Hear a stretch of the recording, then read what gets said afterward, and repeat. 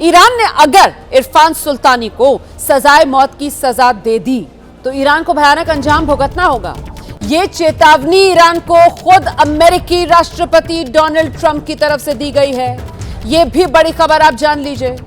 Donald Trump बाकायदा चेतावनी दे रहे हैं कि अगर सुल्तानी को फांसी हुई तो फिर अंजाम भयानक होगा। कुल मिलाकर ये ट्रंप की मदद और इससे क्या महायुद्ध की आहट है, यह सवाल भी बड़ा हो जाता है। ईरान में प्रदर्शनकारियों का समर्थन किया खुलकर डोनाल्ड ट्रंप ने, प्रदर्शनकारियों के समर्थन में, और साथ ही जो अली खामेनेई हैं उनके खिलाफ वो बयान दे रहे हैं। और दूसरी तरफ ईरान झुकने को तैयार नहीं है। ईरान ने धमकी दी है अगर अमेरिका ईरान पर हमला करता है तो मिडिल ईस्ट में अमेरिका के ठिकानों पर ईरान हमला करेगा।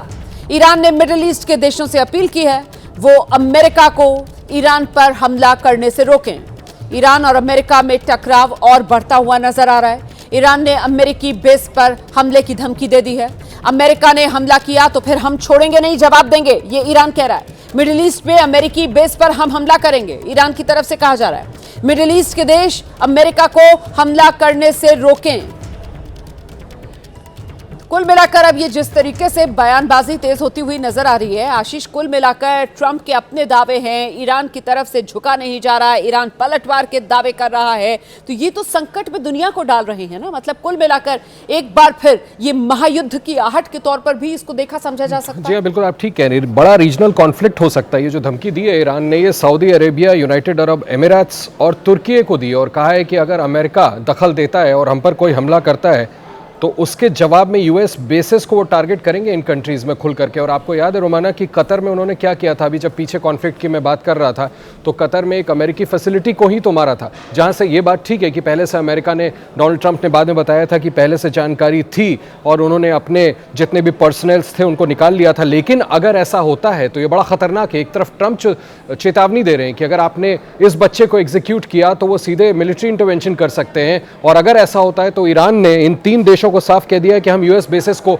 आपके देशों में मारेंगे, तो निश्चित तौर पर बड़ा मिलिट्री कॉन्फ्लिक्ट हो सकता है। इसको अवॉइड कैसे किया जाए, देखिए ईरान को भी ये पहल तो करनी पड़ेगी। ईरान को अपने इस फैसले पर रोमाना मुझे लगता है कि आप एक 26 साल के लड़के को एग्जीक्यूट करके हासिल क्या करेंगे और क्यों ये कर रहे हैं, दुनिया को आप क्या संदेश दे रहे हैं। अगर इस पर रिव्यू नहीं करते हैं तो ये बड़ा रीजनल कॉन्फ्लिक्ट में कन्वर्ट जरूर हो सकता है। बिल्कुल सही कह रहे हैं। मैं लौटूंगी आपके पास कि साहब पिछले 17 दिन से जो प्रदर्शन चल रहा है, या यूं कहें कि ये क्रांति है और ये गोलियों की तड़तड़ाहट से थमने वाली नहीं है, उसी के संकेत और संदेश साफ है। बिल्कुल रोमाना, देखिए ये जो वीडियोस भी हैं ये भी बड़ी मुश्किल से आ पा रहे हैं क्योंकि पिछले 100-150 घंटे से वहाँ पर इंटरनेट पूरी तरह से ब्लॉक कर दिया गया है। और जो स्टारलिंक्स की जो व्यवस्था थी जो लोग इस्तेमाल कर रहे थे उस तक पर भी बैन लगा दिया गया है। रशिया की मदद लेके स्टारलिंक को भी बैन किया गया है, वहाँ पर ईरान ने किया है। लेकिन अभी हमने देखा कि ट्रंप ने खुद कहा है कि एलन मस्क से कि आप किसी भी तरीके से स्टारलिंक शुरू कराइए। तो ये वीडियोस अब सामने अगर इंटरनेट खुल जाता है वहाँ पर, अगर वहाँ पे सोशल मीडिया पर आने शुरू हो जाएंगे, तब आप देखना कि कितनी बड़ी संख्या में इस तरह की घटनाएं यहाँ पर सामने आई हैं। खासतौर से इस विद्रोह को लगता नहीं है कि खामनेई सरकार के प्रशासन के खिलाफ ये अब विद्रोह रुक पाएगा, ये लगातार बढ़ते ही जा रहे हैं। और बिल्कुल आपने ठीक कहा और आशीष ने बिल्कुल ठीक कहा कि अगर इसको फांसी दी जाती है इस युवा को, सुल्तानी को, तो इससे जो है ईरान में हालत जो है और ख़राब होते चले जाएंगे। तब उसके बाद फिर जस्टिफिकेशन हो जाएगा डोनाल्ड ट्रंप के पास, अमेरिका के पास, कि देखिए किस तरह की ये सरकार है, कैसे युवाओं को फांसी पर चढ़ा रही है, जो उनके खिलाफ प्रोटेस्ट कर रही है, प्रदर्शन कर रही है डेमोक्रेटिक तरीके से, और इसलिए हमने यहाँ पर ये मिलिट्री एक्शन लिया है।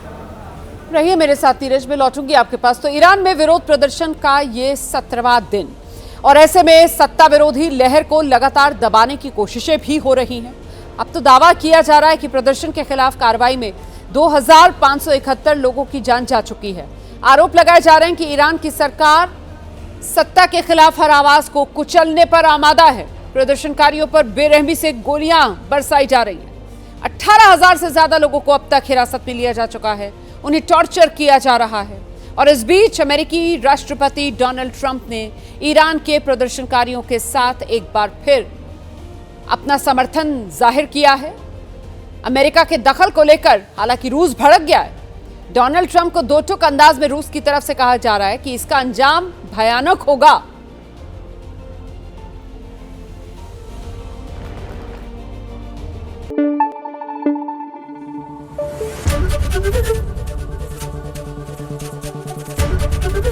एबीपी न्यूज आपको रखे आगे।